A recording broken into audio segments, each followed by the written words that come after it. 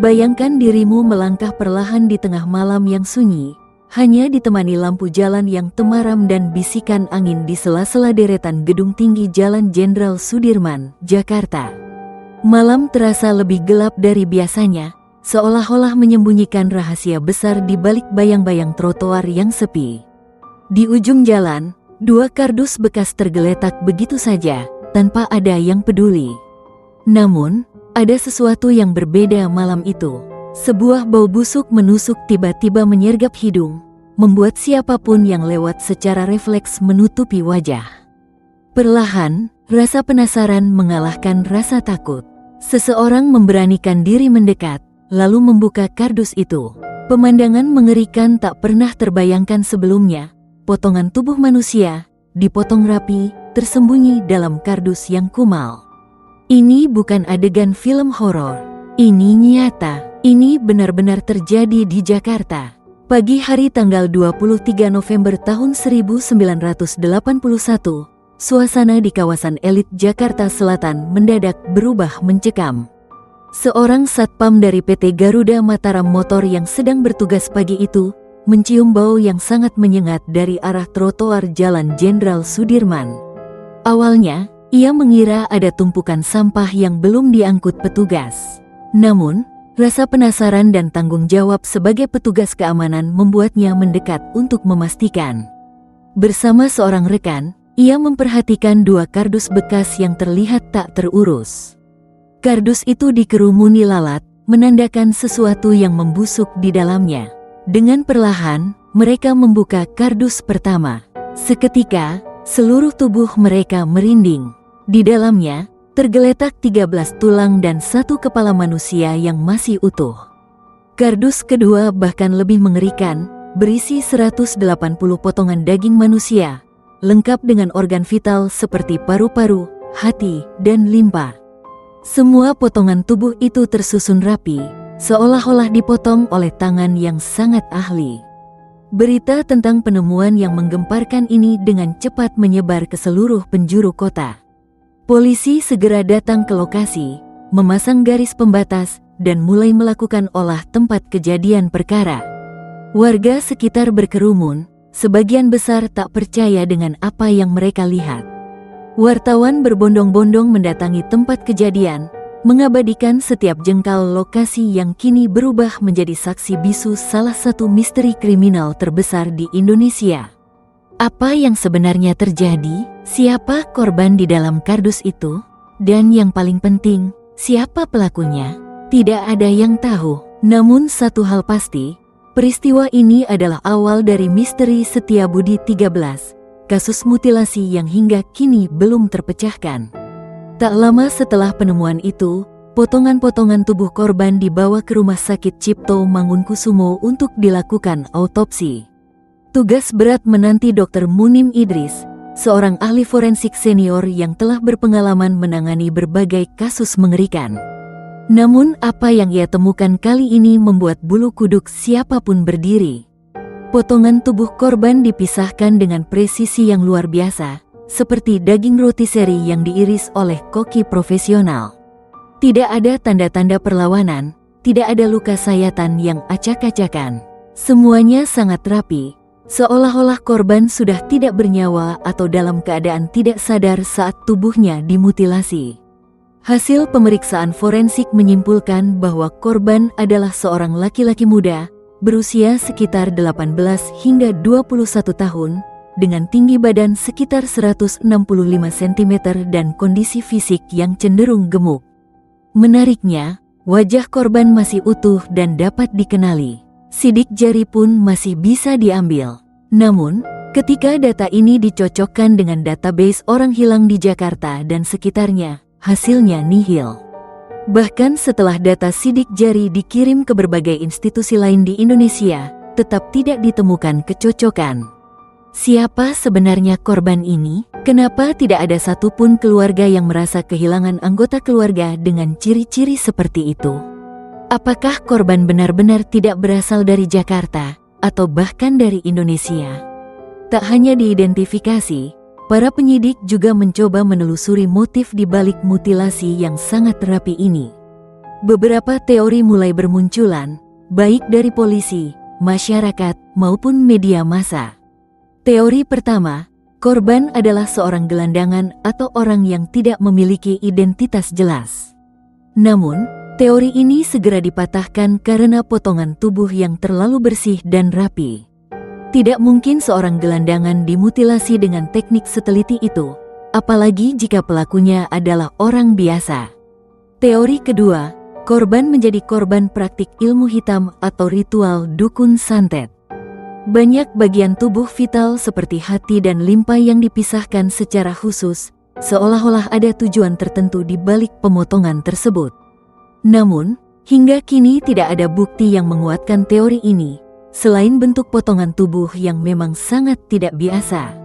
Teori ketiga, korban adalah bagian dari ritual misterius yang melibatkan kelompok rahasia atau sekte tertentu. Motif ini semakin menguat karena tidak adanya identitas korban, serta potongan tubuh yang seolah-olah dipersiapkan untuk sesuatu yang jauh lebih besar dari sekadar pembunuhan biasa. Namun, sekali lagi, semua teori ini hanyalah spekulasi tanpa dasar bukti yang kuat. Teori keempat, yang paling mencengangkan dan mengundang banyak spekulasi, korban adalah bagian dari operasi rahasia. Mungkin saja ia adalah informan, anggota organisasi tertentu, atau seseorang yang sengaja dihilangkan identitasnya agar tidak pernah ditemukan oleh siapapun. Ada rumor bahwa keterlibatan aparat atau militer dalam kasus ini begitu kuat, namun tak pernah ada konfirmasi resmi. Seiring berjalannya waktu, publik mulai berspekulasi lebih jauh. Beberapa orang mengaitkan kasus ini dengan peristiwa-peristiwa besar yang tengah terjadi di Indonesia pada masa itu. Ada yang percaya bahwa korban adalah seorang informan yang dikhianati oleh kelompoknya sendiri. Ada pula yang meyakini bahwa kasus ini terkait dengan konflik internal militer atau aparat keamanan, mengingat pada masa itu suasana politik di Indonesia sedang memanas. Bahkan, ada yang menyebutkan bahwa korban adalah bagian dari ritual hitam kelompok rahasia yang tidak pernah terungkap hingga saat ini. Konspirasi demi konspirasi terus berkembang. Beberapa saksi yang awalnya berani angkat bicara, tiba-tiba bungkam tanpa alasan yang jelas. Media massa mulai diberi batasan dalam memberitakan kasus ini, seolah-olah ada kekuatan besar yang sengaja menutup-nutupi fakta sebenarnya. Setiap kali ada upaya untuk mengungkap lebih jauh, selalu saja ada hambatan yang tidak masuk akal. Semua informasi yang beredar hanya berupa potongan-potongan misteri, sama seperti tubuh korban yang ditemukan dalam kardus itu. Polisi sendiri sebenarnya telah melakukan berbagai upaya maksimal untuk mengungkap identitas korban dan pelaku mutilasi. Mereka mengumpulkan saksi dari sekitar lokasi, menelusuri jejak siapa saja yang kemungkinan terakhir kali bersama korban, hingga mencari rekaman CCTV. Meskipun pada tahun 1981 teknologi pengawasan belum secanggih sekarang. Namun, semua usaha itu berujung pada satu titik, nihil. Tidak ada saksi yang melihat korban sebelum kejadian. Tidak ada petunjuk siapa yang meletakkan kardus di trotoar. Bahkan, tidak ada bukti tambahan yang bisa mengarahkan polisi pada satu nama pun, baik korban maupun pelaku. Akhirnya, setelah melewati proses penyelidikan yang panjang dan melelahkan, polisi memutuskan untuk memakamkan tubuh korban di tempat pemakaman umum Tegal Alur, Kalideres, Jakarta Barat. Di atas makam sederhana itu, hanya ada sebuah nisan bertuliskan, tanpa nama. Tidak ada keluarga yang datang, tidak ada upacara pemakaman khusus. Korban dimakamkan sebagai manusia tanpa identitas, seolah-olah memang tidak pernah ada di dunia ini. Hingga saat ini, puluhan tahun telah berlalu sejak peristiwa mengerikan itu terjadi. Tidak pernah ada satupun tersangka yang ditangkap. Tidak ada pengakuan dari siapapun. Tidak ada saksi yang berani angkat bicara. Tidak ada yang tahu siapa korban sebenarnya, apalagi siapa pelaku dan apa motif di balik mutilasi yang sangat rapi itu. Kasus Setiabudi 13 menjadi salah satu misteri kriminal terbesar dalam sejarah Indonesia. Sebuah misteri yang menyisakan lebih banyak pertanyaan daripada jawaban. Bertahun-tahun setelah tragedi itu, masyarakat masih sering membicarakan kasus ini, terutama di kalangan pecinta misteri dan sejarah kriminal. Banyak yang bertanya-tanya, bagaimana mungkin di era modern seperti ini, sebuah kasus mutilasi dengan bukti fisik yang begitu jelas, korban yang wajahnya masih utuh, bahkan sidik jari yang masih bisa diambil, tetap tidak bisa terpecahkan hingga hari ini? Apakah benar ada kekuatan besar yang melindungi pelaku? Ataukah memang korban benar-benar tidak memiliki identitas di dunia ini? Dalam beberapa diskusi, muncul spekulasi bahwa kasus Setiabudi 13 adalah peringatan bagi siapapun yang mencoba menentang kekuatan tertentu di negara ini. Ada juga yang percaya bahwa kasus ini hanyalah satu dari sekian banyak kasus serupa yang disembunyikan dari publik. Namun, semua itu hanya teori, tanpa dasar fakta yang jelas. Yang pasti, kasus Setiabudi 13 telah meninggalkan jejak yang sangat dalam ingatan masyarakat Indonesia. Setiap detailnya, mulai dari penemuan kardus, hasil autopsi yang merindingkan, hingga spekulasi tentang identitas korban dan motif pelaku, menjadi bahan cerita yang terus diwariskan dari generasi ke generasi. Kisah ini tak ubahnya urban legend, namun bedanya, kejadian ini benar-benar nyata dan pernah menggemparkan negeri ini. Kini, lebih dari 4 dekade telah berlalu. Jalan Jenderal Sudirman tetap sibuk seperti biasa, dipenuhi kendaraan dan pejalan kaki yang berlalu lalang tanpa menyadari bahwa di salah satu sudutnya, pernah terjadi peristiwa mengerikan yang hingga kini masih menyimpan misteri tak terpecahkan. Makam sederhana di TPU Tegal Alur masih berdiri, seolah menjadi pengingat bahwa keadilan belum sepenuhnya ditegakkan untuk korban Setiabudi 13. Tidak ada yang tahu, apakah suatu saat nanti kebenaran akan terungkap, ataukah misteri ini akan terkubur selamanya bersama korban yang tak pernah dikenali identitasnya. Setiap kali ada kasus mutilasi baru yang terjadi di Indonesia, nama Setiabudi 13 hampir selalu disebut-sebut sebagai pembanding. Banyak yang berharap, teknologi dan metode forensik yang semakin canggih suatu saat bisa membantu mengungkap siapa sebenarnya korban dan pelaku di balik kasus ini. Namun, hingga kini, harapan itu masih menggantung di antara kabut misteri yang tak kunjung sirna. Mungkin, bagi sebagian orang, kisah Setiabudi 13 hanyalah bagian dari sejarah kelam Jakarta.